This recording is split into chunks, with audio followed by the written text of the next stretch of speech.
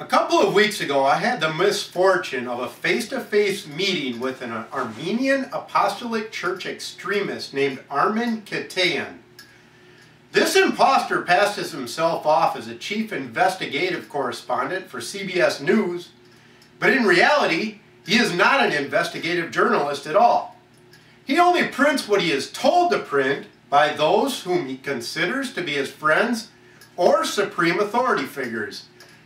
In his, quote, investigation, he attempted to ask a fellow subcontractor and myself some questions pertaining to SIST.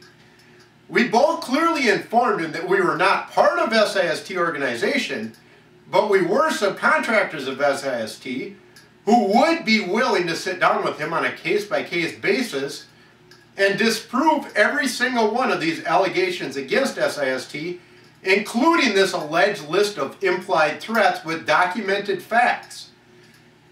We also informed him that it was something we could not do at the time, though, because it would take a lot of time and we had other things to do.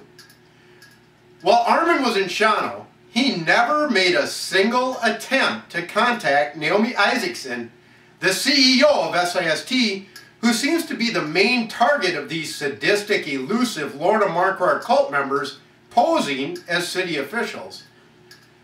Wouldn't a real investigative reporter who is covering a story as important as this one and involving so many innocent people's lives want to talk to the CEO who is the target of this scandal? How would a couple of subcontractors who do not have much knowledge of the details involved regarding this malicious, hateful attack by the city have the kind of answers that a real investigative reporter would need to put a real investigative report into perspective for the public to see?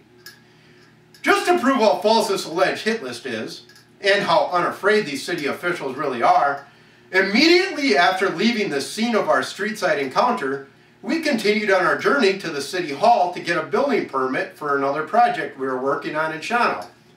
We met Shawano Building Inspector Mike Miller in the parking lot, and he escorted us into the office right through the side door that is located just outside his office. The building was still on lockdown that day, and the public was still being forced to endure the discomfort of entering through the police department through the metal detectors and body searches. Mike didn't make us go through that, though. Without us even asking him, he let us in through the side door and met us on our business for the day, and we left, all in a peaceful and professional manner. Imagine my surprise when later on in the day, I looked at the photograph of this alleged hit list on my camera and saw Mike's name as number 41 on the list. Mike Miller was obviously either unaware that his name was on this alleged list of implied threats, or knew it was all a hoax but was not a participant in the scheme.